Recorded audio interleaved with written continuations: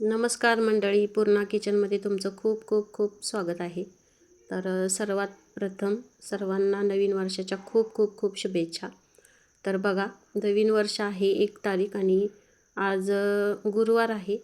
तर गुरुवार ही उपवास, काल ही एकादशी होती 31 डिसेंबरला आणि आज ही गुरुवार आहे. तर बघा, गुरुवार निमित्त वैष्णवीला छान असे शाबू वडे पाहिजे होते. तर त्यासाठी शाबू मी पाव किलो मुरत ठेवलेले आहेत. आणि हे बघा, शेंगदाणे छान असे खरपूस भाजून घेतले आणि ती शेंगदाणे मी मिरची आणि कोथिंबिरीसोबतच बारीक केलं. तर जेवढं मला शाबूमध्ये घालायला हवं होतं तेवढं घालून मी राहिलेल्या त्या शेंगदाण्यामध्ये पाणी घातलं आणि त्याची छान अशी पेस्ट स्लरी अशी करून घेतलेली आहे. कारण त्याची आपण चटणी बनवणार आहोत. आज आपण खोबऱ्याची न बनवता शेंगदाण्याची चटणी बनवणार आहोत. तर हे बघा, जी आपण शेंगदाणे बारीक केले होते ते शाबूमध्ये घालून घेतलेले आहेत आणि मिरची आणि कोथिंबिरीमुळं खूप छान टेस्ट लागते. मिरची नाही चिरून घातली तरीही चालेल. आणि मग हे शाबू छान असं मिक्स करून घेतलं आणि मोठ्या भांड्यामध्ये मी आता मिक्स करायला लागणार म्हणून 4-5 बटाटे घेतलेले आहेत. ते बटाटे छान असे मॅशरने मॅश करून घेतलेले आहेत आणि नंतर त्याच्यामध्ये मी जे शाबू आणि शेंगदाणे आहे ते मिक्स करून नंतर त्याच्यामध्ये मीठ घातलेलं आहे चवीनुसार. आणि हे बघा, आणखी कोथिंबीर चिरून टाकू शकता, पण मी भरपूर कोथिंबीर अशी मिक्सरला बनवलेली आहे. आणि पनीर किसलेलं आहे. तर पनीर थोडं किस घातलेलं आहे. तर पनीरचा किस आणि बटाटा जास्त असल्यामुळं शाबूला छान असं कोटिंग होतं. म्हणजे कसं होतं, एक एक वेळेस शाबू तेलात शाबू वडे सोडले की शाबू तेलामध्ये फुटतो किंवा अंगावर उडण्याची शक्यता असते.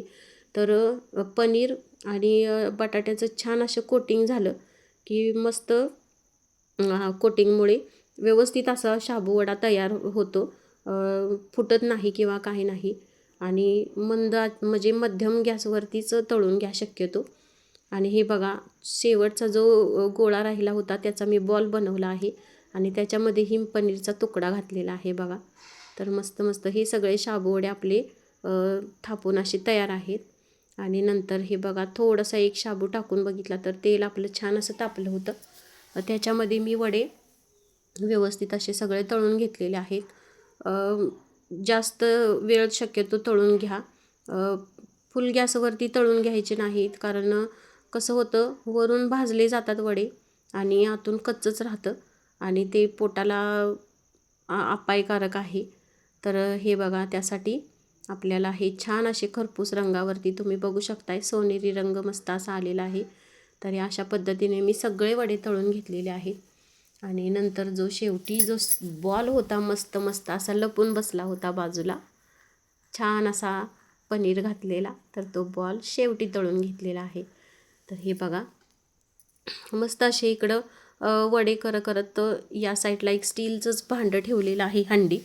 आणि त्याच्यामध्ये आपल्याला शेंगदाण्याची चटणी बनवायची आहे. तर थोडंसं तेल घातलं, तेलामध्ये जिरे घातले. जिरे छान असे तडतडल्यावरती मग मी त्याच्यामध्ये ही शेंगदाण्याची पेस्ट जी बनवली होती ती घातली. याच्यामध्ये कढीपत्ता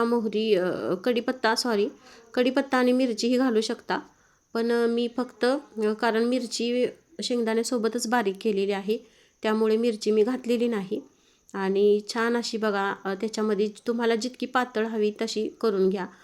घट्टही चालते, पण शक्यतो पातळ खूप छान टेस्टी लागते. आणि इकडं माझी चटणीही तयार झाली आणि इकडे शाबू वडेही आपले हे बघा, लास्ट स्टेप आहे ही सगळं तळून झालेले आहेत माझे शाबू वडे.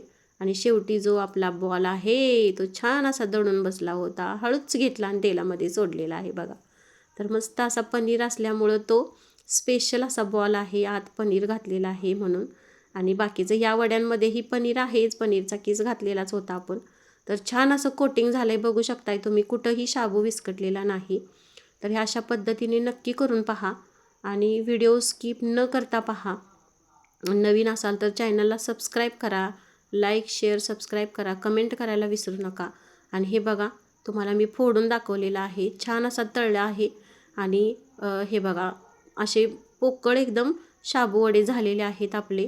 तर थोडा जास्त वेळ तळायला लावला तर खूप छान टेस्टी होतात आणि मस्त खमंग खुसखुशीत. व्हिडिओ आवडला का नक्की कमेंटमध्ये सांगा. धन्यवाद.